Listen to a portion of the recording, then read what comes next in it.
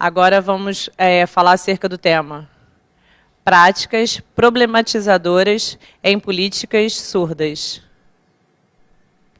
Convidamos a mediadora Karine Rocha, do INES.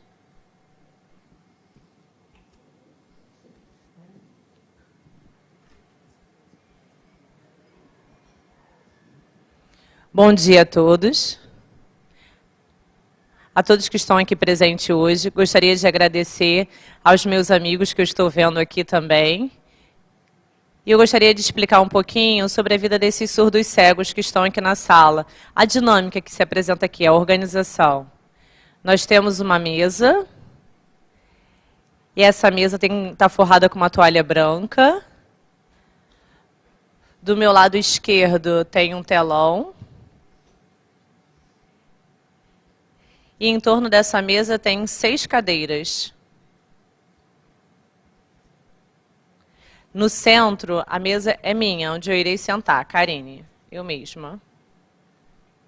Do lado esquerdo, o Carlos Jorge irá sentar. E do meu lado direito, a Lara Goutijo irá sentar.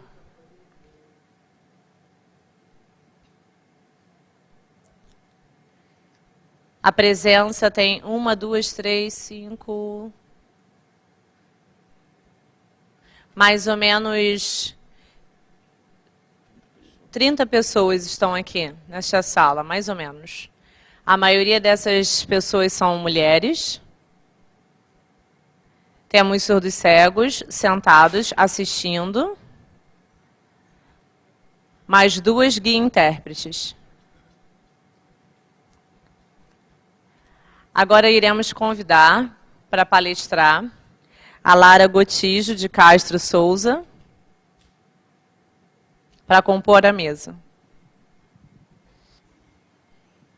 Também convidamos para compor a mesa Carlos Jorge. Carlos Jorge Rodrigues.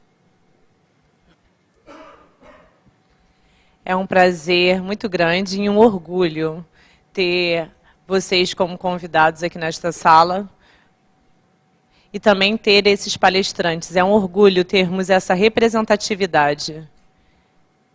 É uma marca no COINES. 2 surdos cegos de importante relevância. Gostaríamos de pedir uma salva de palmas para eles. Para que eles possam sentir os nossos aplausos, pois eles não estão nos vendo, né? Então, para que eles possam sentir, nós batemos os pés. E algumas pessoas já estavam emocionadas antes de começar. Mas agora eu passo a palavra à Lara. Ela vai ter uma fala entre 20 e 25 minutos, mais ou menos. Para que a gente possa depois abrir para as perguntas. E, por favor, perguntas breves. Obrigada.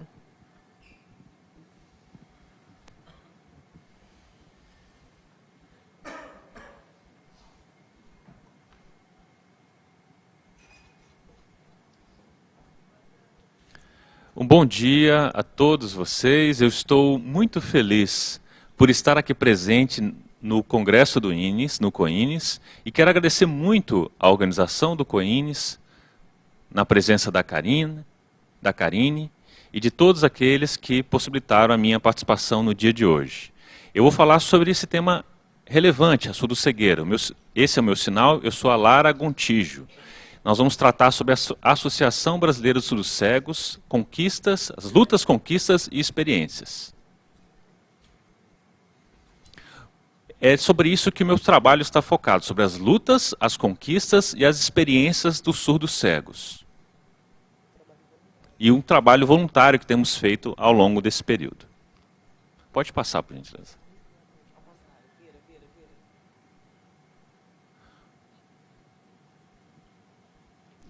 Bom, eu queria me apresentar. Eu sou de Belo Horizonte, de Minas Gerais. Eu sou formado em análise de sistemas, sou analista de sistemas pela PUC de Minas. E me formei em 2014. Quando a gente fala em surdo-cegueira, existem muitas variações, né? E também identidades surdas relacionadas a isso, que tem a ver com esse alcance visual. No meu caso, por exemplo, eu tenho síndrome de Usher. É uma surdo-cegueira adquirida. Eu já era surda e depois eu me tornei surdo-cega. Então, eu assumi essa nova identidade como surdo-cega. Próximo slide, por favor. Eu queria apresentar um pouco para vocês, um pouco sobre as associações, que é a ABRASC, né? Associação Brasileira de Surdo-Cegueira. O polo é em São Paulo. Não é uma associação nova, é uma associação já antiga. Foi fundada em 4 de dezembro de 1998. Ou seja, já vai fazer 21 anos que essa associação existe. Isso é muito relevante. Mas, infelizmente, a ABRASC, muitas pessoas não conhecem a Associação Brasileira de Surdo-Cegueira. E ela é filiada à World Federation Deaf Blind, a Federação Mundial de Surdos Cegos, que é aquele símbolo que vocês estão vendo ali do lado. Essas duas marcas representam essa associação de luta do surdo-cegueira. No caso, é a Associação Mundial que estamos nos referindo. Por favor, não são esses sinais que estamos usando para nos referir aos surdos cegos, e sim esse que eu fiz aqui agora. Essa é uma nova forma de designar. Quem aqui conhece a ABRASC, por gentileza? Levanta a mão. Ou primeiro aqueles que conhecem a ABRASC.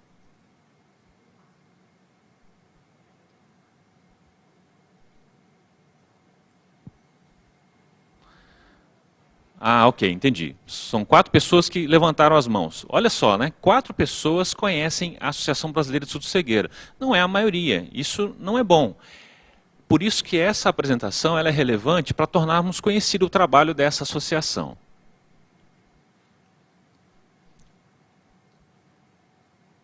Como eu disse, a ABRASC já tem 21 anos de luta nessa causa da surdo-cegueira. Eu também entrei como voluntária em 2015. E eu tenho atuado como representante no estado de Minas Gerais da ABRASC, como voluntária, realizando todo o trabalho de luta em prol dessa causa. Meu foco, naturalmente, está no estado de Minas Gerais. E eu me candidatei também, em 99, em 2019, a diretora-geral da ABRASC. Estou no meu mandato, que vai durar até 2022, durante esse período de 3 anos, frente à associação. E é um voto para que a ABRASC possa desenvolver os seus trabalhos, tomara que a gente consiga fazer tudo o que a gente tem almejado. Por favor, próximo slide. Não apenas a ABRASC tem feito um trabalho relacionado aos surdos cegos, mas também essa organização, o Grupo Brasil de Apoio ao Surdo Cego e ao Múltiplo Deficiente Sensorial. Essas duas associações, juntamente com a Deaf Blind International, têm feito esse trabalho, né? Eu sou membro dessa associação também, a Deaf Blind International. Eu sou membro, estou filiado a ela já há 4 anos. Mas não é uma coisa muito fácil. Por favor, próximo slide. Bom, eu queria mostrar para vocês um pouco sobre o trabalho que eu tenho feito no estado de Minas, dentro dos órgãos públicos. Aqui está uma relação de alguns órgãos em Contagem, né, que é um município vizinho de Belo Horizonte, que eu tenho feito algumas visitas para dar uma certa assessoria, né. Eu não estou ligado diretamente ao Conselho Municipal de Defesa dos Direitos da Pessoa com Deficiência em Contagem.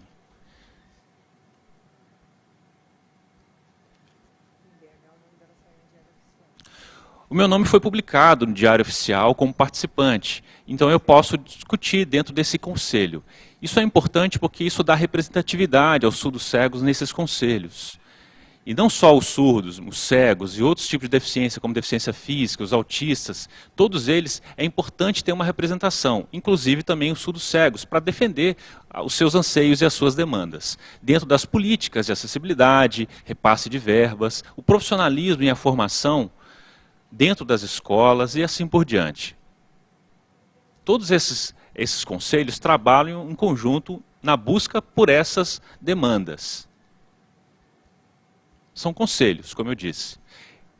Então, todos esses conselhos relacionados, o Conselho Municipal de Direitos da Pessoa com Deficiência de Belo Horizonte, eu também tenho meu nome filiado a ele, o Conselho Estadual de Defesa dos Direitos da Pessoa com Deficiência em Minas, e também eu sou membro do Comitê Estadual de Educação em Direitos Humanos de Minas Gerais. Esses são os trabalhos nessa linha de políticas que eu tenho atuado desde 2015 até agora. E esse é um trabalho muito relevante que nos ajuda nas lutas dessas causas. Com relação às políticas públicas, desde 2015, são muitas coisas que nós temos atuado. Eu não consigo expor tudo aquilo que a gente tem feito, por isso eu selecionei 4 pontos importantes das nossas conquistas e lutas, que eu vou mostrar para vocês agora, e propostas, inclusive. Vou mostrar para vocês, então, esse primeiro. Vocês conhecem esse sinal aqui, que é o CONAD. Em 2016, eu participei em Brasília da 4ª Conferência Nacional dos Direitos da Pessoa com Deficiência. E a proposta foi criar centros de referência de apoio para pessoas com surdo-cegueira. Como é que funcionaria isso? Bom, eu vou fazer uma retrospectiva aqui para vocês entenderem. Vocês conhecem, de fato, o CAS e o CAP também, né? Eles são instâncias estaduais ligadas aos governos estaduais de apoio. O CAS, por exemplo, tem muita representatividade no território nacional e trabalha com ofertando curso de Libras, apoiando as famílias, ajudando os surdos a desenvolver as competências em português como L2. O CAP está ligado mais à questão da cegueira, por exemplo, desenvolvimento de o Braille, a leitura para o método Tadoma e outros métodos ligados às pessoas com deficiência visual. Mas eles não têm muito sucesso na questão de desenvolver a acessibilidade. E os surdos são prejudicados por isso. A gente sabe que os surdos cegos não se adaptam a nenhuma dessas associações, não é verdade? Uma pessoa surdo-cega e uma pessoa cega têm as suas especificidades. O cego, por exemplo, consegue ouvir e falar. Um surdo-cego tem especificidades totalmente diferenciadas. E o surdo tem também as suas especificidades visuais, através do uso da língua de sinais. Essas causas, elas não podem ser misturadas. Há que se tratar especificamente cada uma dessas demandas, cada um desses públicos. E os surdos-cegos também merecem esse espaço de representação e de apoio. Por exemplo, a profissionalização dos guias intérpretes. Vocês acham que um surdo-cego pode, né, atuar na interpretação, por exemplo, como guia intérprete? É diferente, né? O guia intérprete é diferente do intérprete convencional como nós conhecemos. Por isso que existem especificidades que precisam ser respeitadas. A profissionalização dessas pessoas para atender essas demandas. Os guias e também a audiodescrição é um recurso que precisa também ser promovido. Então, percebam que cada público tem as suas especificidades. O CAS e o CAP não conseguem atender os surdos cegos nessas demandas. Por isso que a nossa proposta foi da criação de uma terceira instância de apoio às pessoas surdos cegas. Em 2016, e foi aprovado, inclusive, na Câmara dos Deputados e também no Senado, está tramitando ainda, Deus sabe, se essa proposta da criação dos centros de referência de apoio ao surdo cego se será de fato validada. Uma segunda proposta que apresentamos nas nossas lutas foi em 2017, através do deputado Eduardo Barbosa, da Câmara dos Deputados, esse mesmo deputado que tem atuado nas causas junto conosco. E uma demanda que foi levantada é a criação de um projeto de lei para oficializar o Dia Nacional do Surdo Cego, da pessoa com surdo-cegueira. Dia do Surdo é o dia 26 de setembro, e a proposição dos surdos cegos foi a criação do dia 12 de novembro, como um marco importante de valorização dessas pessoas. Esse PL está caminhando a passos demorados, vamos dizer, né? E os deputados, já foi aprovado na Câmara dos Deputados, mas no Senado estamos aguardando a tramitação desse projeto. Esse projeto começou em 2019. E nós vamos pensar de forma positiva que esse dia, o dia 12 de novembro, não é apenas esse dia para a promoção das demandas e da valorização dos surdos cegos, porque um dia é pouco para a conscientização geral das pessoas. Essas pessoas surdos cegas são invisibilizadas em muitos dos momentos. E é necessário também que pensemos em outras estratégias educacionais, de formação, inclusive da formação de guias e intérpretes, e outras demandas que precisam ser conscientizadas e difundidas. Por favor, próximo slide. E a terceira proposta que eu queria apresentar, que também é muito importante, tem a ver com esses dois órgãos, né, de trânsito, a BH Trans. A gente sabe que os cegos têm sempre solicitado a importância da acessibilidade nos semáforos, nas vias, né, urbanas, de forma que eles tenham segurança em transitar. Que os sinais, por exemplo, sonoros e os bips nos semáforos possam indicar o momento da pessoa atravessar a faixa de pedestre ou não. Isso é uma técnica, né, uma tecnologia de acessibilidade que a BH Trans, em Belo Horizonte, tem recebido verbas para implementar. Mas o que podemos dizer de tecnologia de acessibilidade para pessoas surdo-cegas? Bom, eu participei de algumas reuniões para dizer que o surdo-cego, o BIP não é acessível aos surdos-cegos nas vias urbanas, que ele precisava ser criada uma outra tecnologia de acessibilidade para promover a segurança nas vias urbanas para essas pessoas. Em outros países do mundo, existe um sinal que vibra, que indica que o surdo-cego pode, de fato, se locomover e atravessar, por exemplo, a faixa de pedestre. Mas, infelizmente, no Brasil, essa tecnologia, essa documentação, esses artigos que documentam a regulamentação dessa acessibilidade, que usa esse sistema de vibração para indicar sinalização, não está... ele todo funciona na língua inglesa. Existe documentação na língua inglesa que mostra como regulamentar. O Brasil, não existe tradução disso para o português. E esses dois órgãos, o CONTRAN e a BH Trans, estão estudando formas de implementar isso. E uma quarta proposta, ainda na linha de políticas públicas, seria o CIL, a Central de Intérpretes e Libras. A gente sabe que isso é uma necessidade antiga dos surdos de terem acesso à comunicação para usar os serviços públicos, quer seja bancários, médicos, serviços de saúde, de uma forma geral. Mas a gente sabe que o intérprete em si não é uma acessibilidade completa para as pessoas surdo-cegas. É preciso também implementar, como eu disse lá, uma proposta de central de interpretação de Libras e guia interpretação para surdos e surdos-cegos, para que os dois públicos sejam atendidos. Nós sabemos que uma pessoa surda pode se locomover facilmente pela cidade, mas um surdo-cego precisa, de fato, de outros cuidados.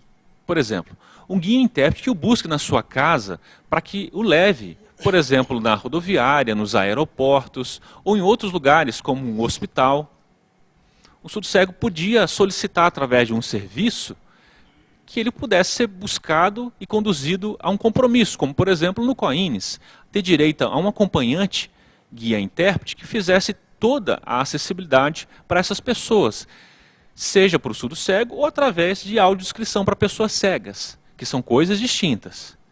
E eu peço a vocês, né, surdos, que também lutem, não só pelo CIL, mas também para a inclusão de guias e intérpretes dentro dessas centrais. Isso é muito relevante, é uma barreira que precisamos vencer.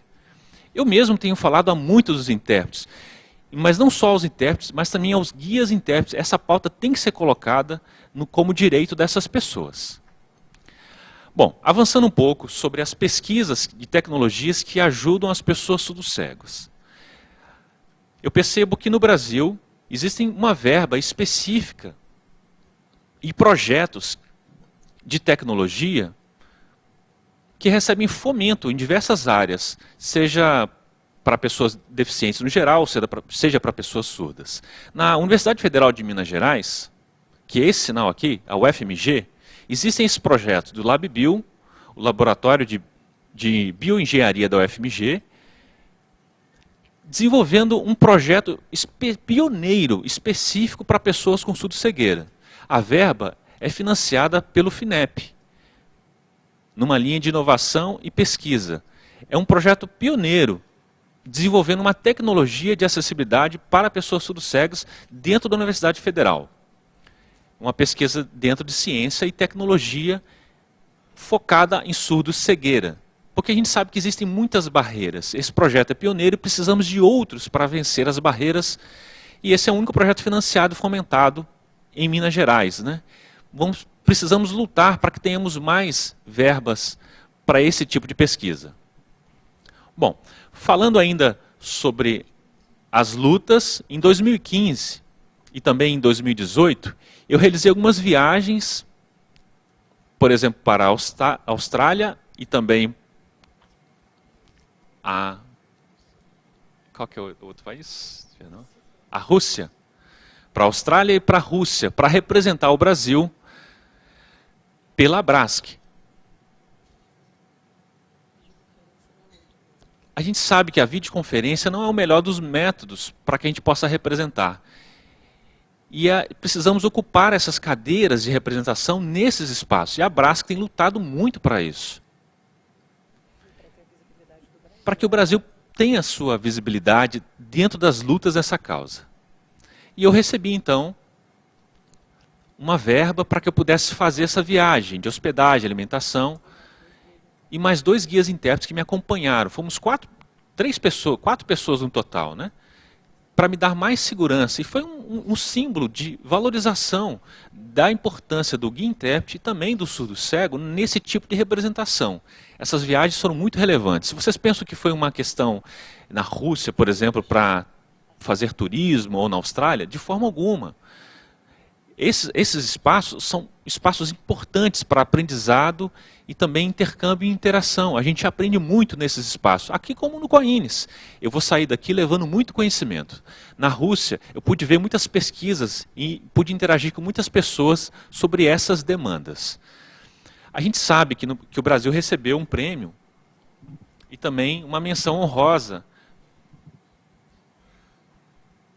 Não recebeu nenhum tipo de prêmio, nenhuma menção honrosa. Parece que o nosso país não foi visibilizado nesses espaços, mas mesmo assim, é uma coisa que eu até desconhecia, né? Os guias intérpretes que estavam comigo, nesse espaço, por exemplo, na Rússia, durante a nossa vivência lá, nesses dias que ficamos, você sabe que também na Inglaterra, né? Nós ficamos 4 dias, o inglês não é uma coisa muito fácil, dentro daquela comunidade, daqueles grupos, foi criado um grupo de pesquisa sobre diversos temas, todos eles envolvendo surdo-cegueira. E o meu grupo, da qual eu participei no meu projeto de pesquisa,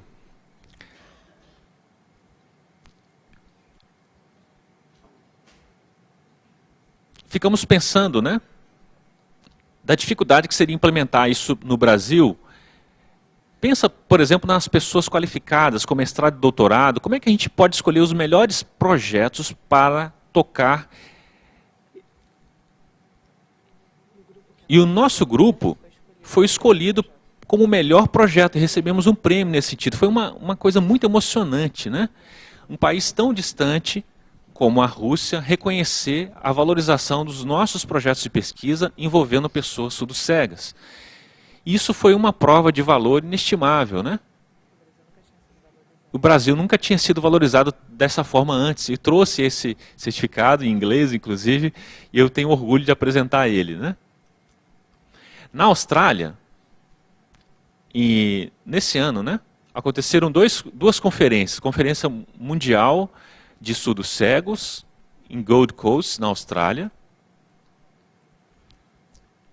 É um evento ligado aos profissionais da área, aos professores, à família, aos profissionais da área de saúde e também da área infantil. Eu fui na Austrália, então, nesse ano. Nesse caso, eu não recebi nenhum financiamento para fazer essas viagens. E 3 guias intérpretes aceitaram fazer uma venda de chaveiros, né, com o símbolo da língua de sinais, né, a R$ 10 para a gente juntar fundos para fazer essa viagem. Foi muita luta para conseguir juntar fundos, porque, de fato, o meu salário não poderia custear os custos dessa viagem para a Austrália. Era necessário ter um tipo de financiamento governamental, mas isso não foi possível. Fizemos então a venda desses chaveiros e conseguimos juntar 30 mil reais para fazer essa viagem para a Austrália. E foi um espaço de muita aprendizagem, intercâmbio e contato com outras pessoas de outras culturas, para que a gente não ficasse fechado no nosso mundinho. A gente precisava, de fato, conhecer outras perspectivas de lutas da causa da surdo-cegueira. Bom, como último slide, eu queria mostrar para vocês... Quanto tempo ainda falta?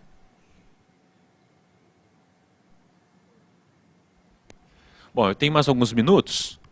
Bom, eu queria mostrar para vocês essas figuras. Eu queria perguntar para vocês, vocês conhecem essas imagens que eu estou representando aqui? Bom, a figura lá da ponta, existe um logotipo que já foi criado desde 2008 pela ABNT. E foi reconhecido como símbolo das pessoas com surdo-cegueira.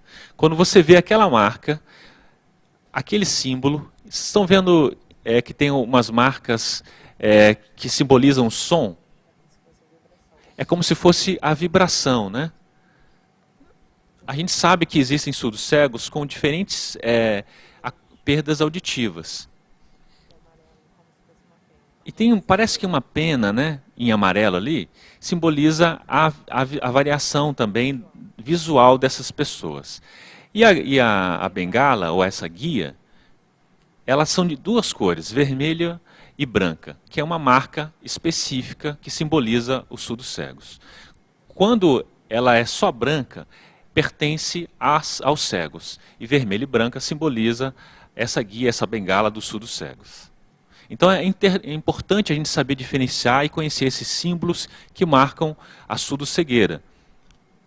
Porque os serviços de saúde e mesmo policiais, quando reconhecem esses símbolos, podem saber que não adianta abordar, por exemplo, um policial abordar um surdo-cego, se ele tiver uma bengala, ou se uma pessoa no trânsito buzinar, ele vai saber que a pessoa é surdo-cega e não pode responder àqueles estímulos.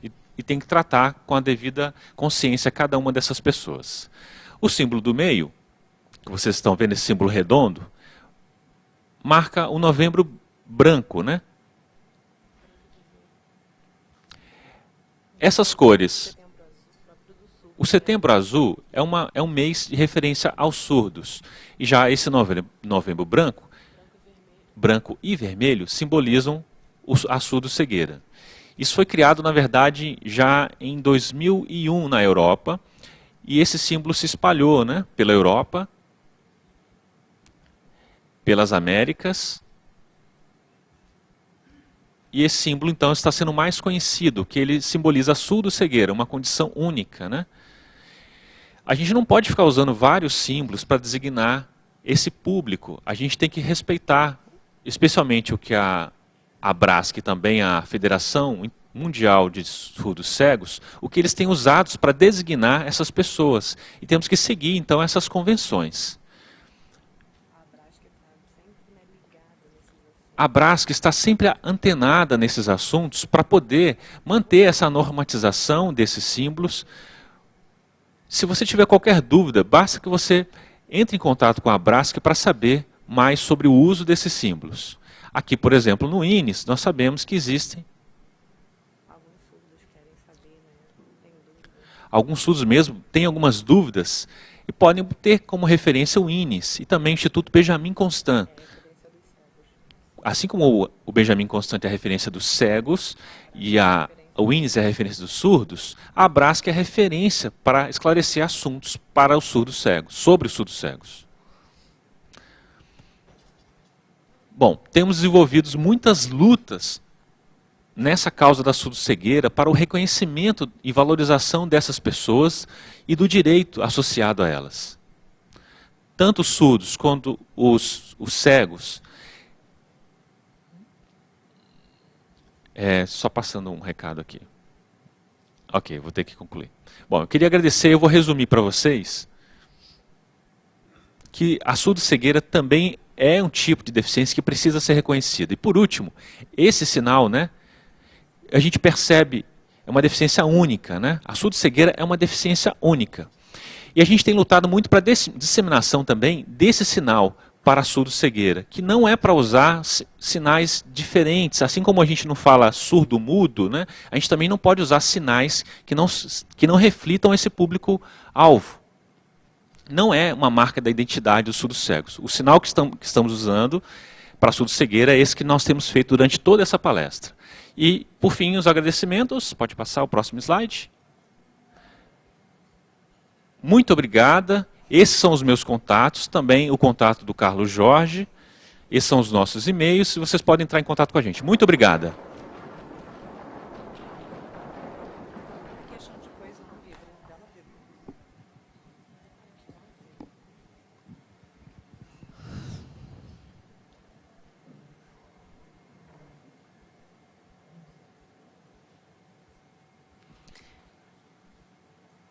Bom, depois de todas essas explicações, né, que realmente nos emocionaram e foram muito esclarecedoras, agora nós vamos dar a palavra com o Carlos Jorge.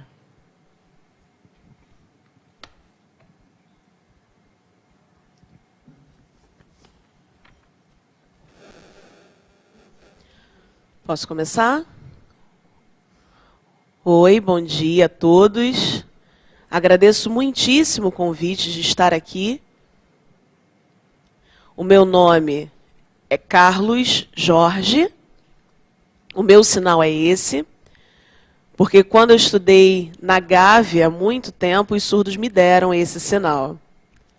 Eu nasci surdo, aos 9 anos eu comecei a perder a minha visão. Trabalho com informática, há 11 anos trabalhei e fui perdendo a minha visão. Hoje sou surdo cego, tenho síndrome de Usher tipo 1. Estudei no IBC em 94, aprendi braille, aprendi a me orientar. Também sou instrutor de língua de sinais. Treino mergulho. Já participei de campeonatos de natação. Ganhei medalhas e premiações diversas. Faço curso de mergulho. Nasci aqui no Rio. E hoje moro em São Paulo já há 15 anos, não, 14 anos e meio. Sou casado, também com uma surdo-cega, o sinal é esse, o nome dela é Sofia. Sou membro da Abrasc. E agora diretor associado junto com a Lara. Também faço parte de várias federações e convenções. Sou membro da World Federation Deaf Blind.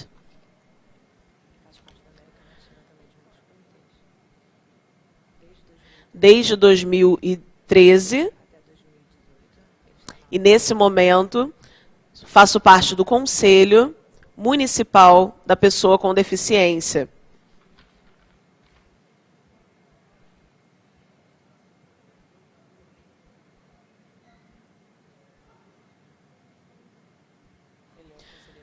Também sou conselheiro titular desde 2011. Não trabalho com pessoas com voluntariado, todos os guias e intérpretes são contratados.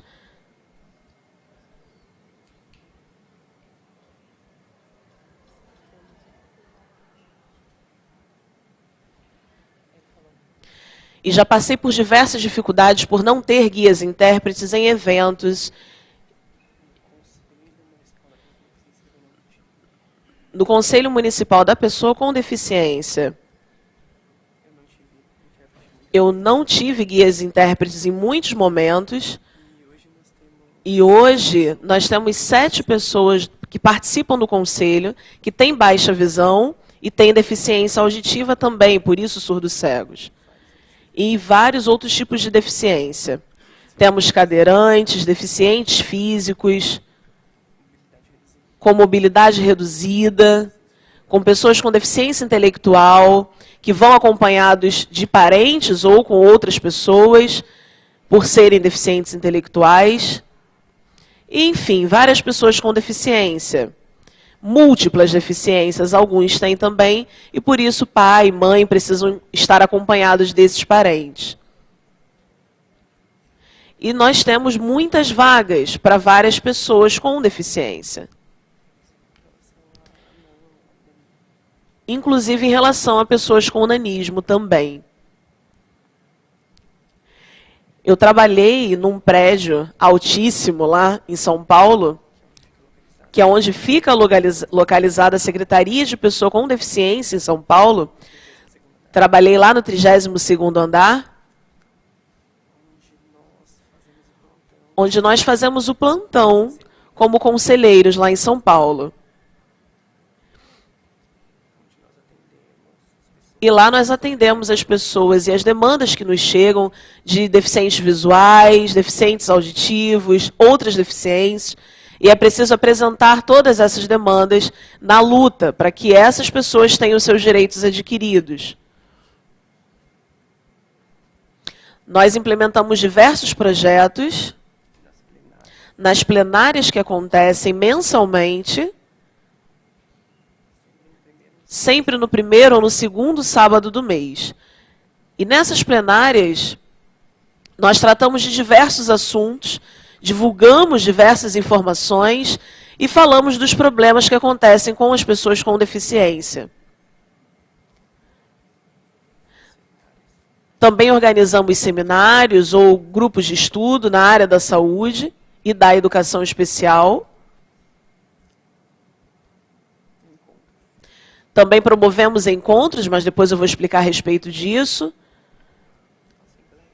Fazemos assembleias, grupos de estudo, trabalhos na área da saúde, atendimentos jurídicos, uma série de trabalhos que nós realizamos lá. Eu trabalho também com esportes na área cultural, não só na área da saúde, mas também promovendo ações na área da educação. E também faço visitas a locais específicos. Pelo Conselho Municipal da Pessoa com Deficiência.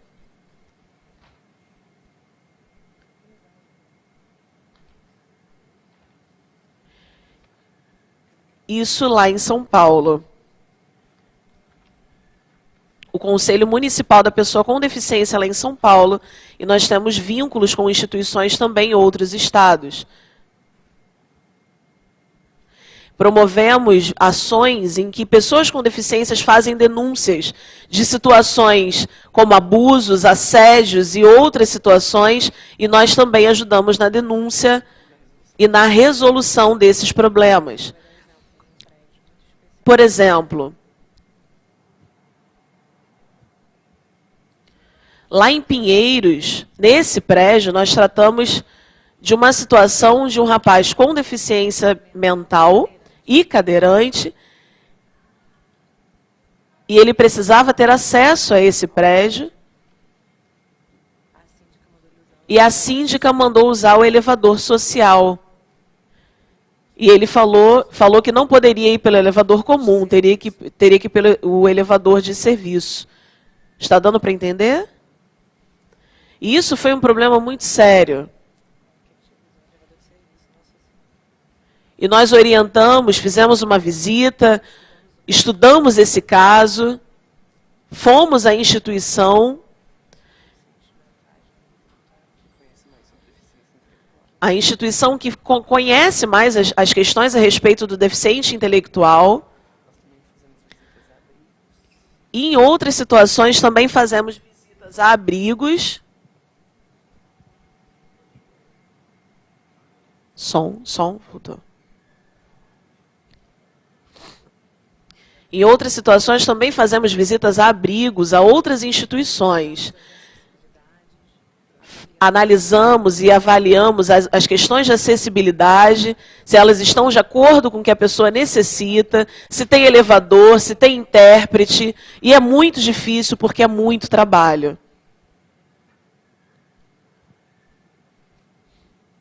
Lá em São Paulo, nós, depois de muitas reuniões e muitas discussões, criamos a possibilidade de usar uma assistência de carro, que é o serviço Atende, esse é o nome, que é um serviço da Prefeitura de São Paulo, que dá apoio aos cadeirantes, às pessoas com deficiência intelectual, também aos surdos cegos. Eu já utilizei diversas vezes. Tem uma rampa de acesso no carro, na van, onde o cadeirante pode ser colocado dentro do veículo com mais tranquilidade e é transportado para onde necessita. Para palestras, para eventos, seminários, para estudo. Existe um surdo cadeirante que é levado para o curso que ele é matriculado. A escola Ellen Keller, em São Paulo. E também diversos lugares. Também para lazer, para atividades que são promovidas pela Brasc, shows, eventos, e todos podem ter acesso e assistir, e esse serviço Atende, leva e faz esse transporte. Para museus, galerias de arte, enfim.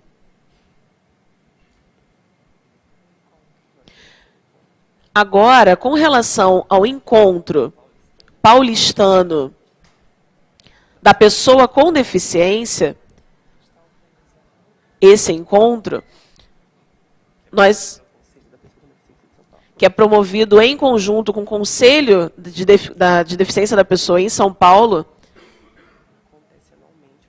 acontece anualmente no mês de agosto, e nós promovemos esse evento, esse encontro, e ele acontece de 2 em 2 anos. Em agosto, da última vez, nós tivemos um surdo oralizado e também nos serviu de apoio para esse evento acontecer. E nós apresentamos diversos trabalhos, diversas propostas, e também informações acerca das propostas que nós realizamos. A respeito do intérprete, do guia-intérprete, contratação desses profissionais. E lá em São Paulo, a Prefeitura aceitou essa contratação em empresas, em eventos, em outras atividades, para pessoas surdas e também surdo-cegas. As plenárias, os seminários, as reuniões, os plantões, eles acontecem dentro do Conselho. E nós prestamos contas de tudo isso nas reuniões que acontecem em agosto. São vários assuntos tratados além desses. Com relação à CIL, que é a Central de Interpretação em Libras,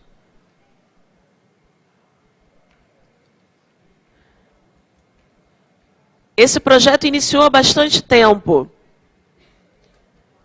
A minha esposa, Sofia, ela luta há muito tempo por isso, para que tenha acessibilidade, tanto os surdos cegos quanto os surdos trabalhem, lutem junto. E realmente conseguimos vários avanços.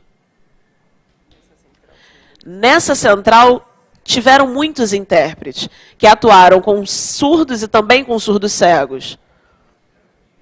Indo a bancos, como Caixa Econômica ou Banco do Brasil, e fazia toda a interpretação em Librastátil em relação aos assuntos tratados nesses lugares, a respeito de abertura de conta, ou então situações no INSS, exames médicos, situações jurídicas, na prefeitura. Eram muitas situações que precisavam ser resolvidas e necessitavam desses profissionais. Mas foi cortado. e se tornou agora uma central que atende apenas por videochamada e não contempla as pessoas surdo-cegas mais em relação a ir acompanhando aos lugares. Só é acionada através de um aplicativo de celular. E atende hoje somente as pessoas surdas, que necessitam de intérprete. Futuramente, Existe também um serviço de promoção, o profissionalismo da pessoa com deficiência. existe também o serviço de promoção de profissionalização da pessoa com deficiência, que é oferecido pelo Senai e também pelo Senac. Tem em vários locais na cidade de São Paulo. E nós temos muitos surdos cegos que participam desses cursos.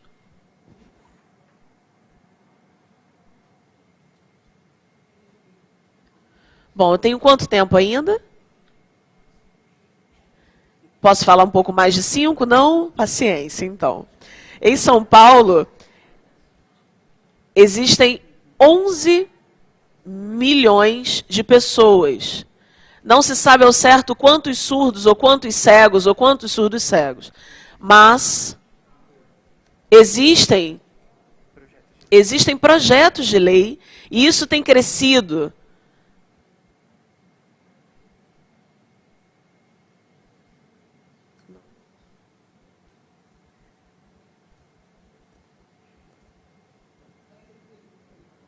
Como foi explicado anteriormente, com a nova lei, as novas leis que vêm sendo criadas, isso vai alterar de maneira positiva e nós aguardamos.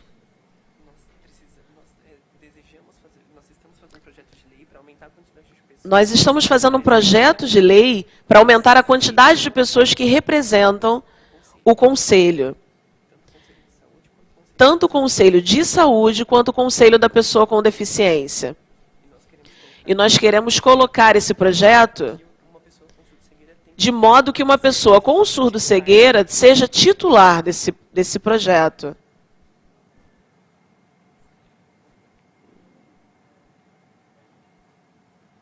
Ele falou disso, eu não lembro.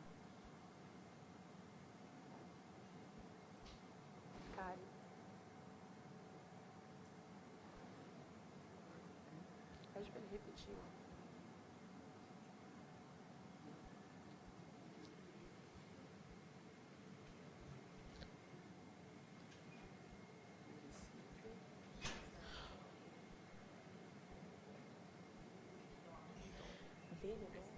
O nome da cidade que eu me referi anteriormente é Benidorm.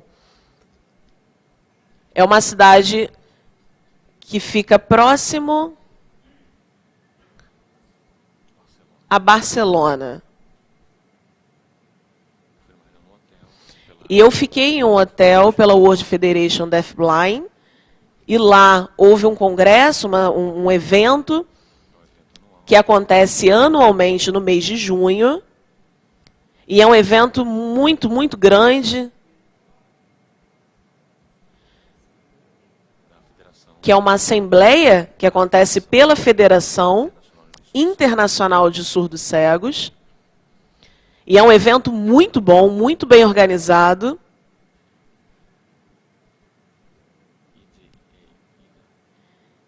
Pela IDA, que é uma federação também de pessoas com deficiência, ligada à ONU e auxilia na organização desse evento, que ajuda a combater a pobreza, a combater a desigualdade social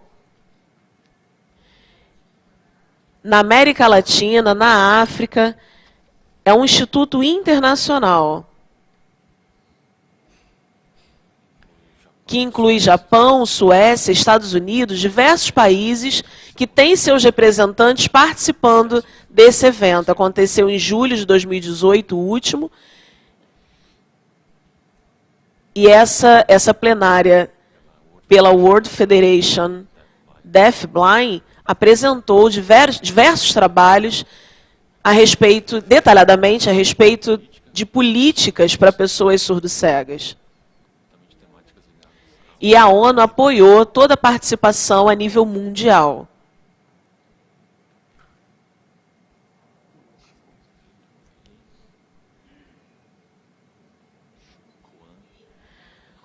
o rei Juan Carlos da Espanha, houve o casamento do filho dele, do filho do rei.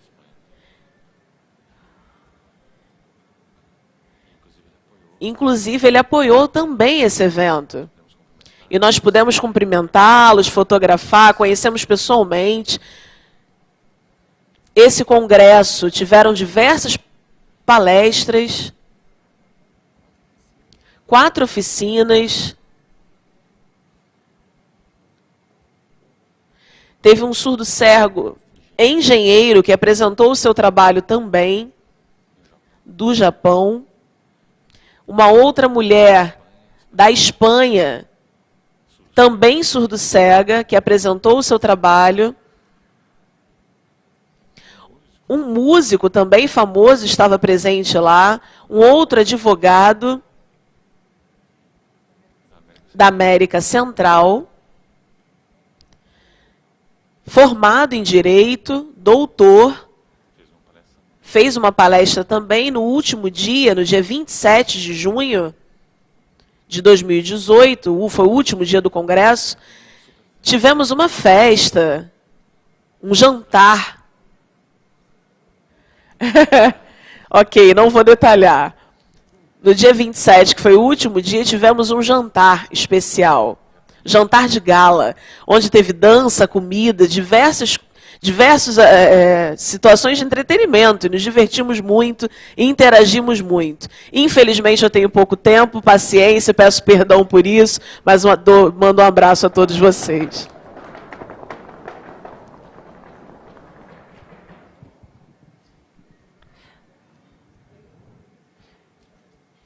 Que alívio, né? Uau, foi maravilhoso.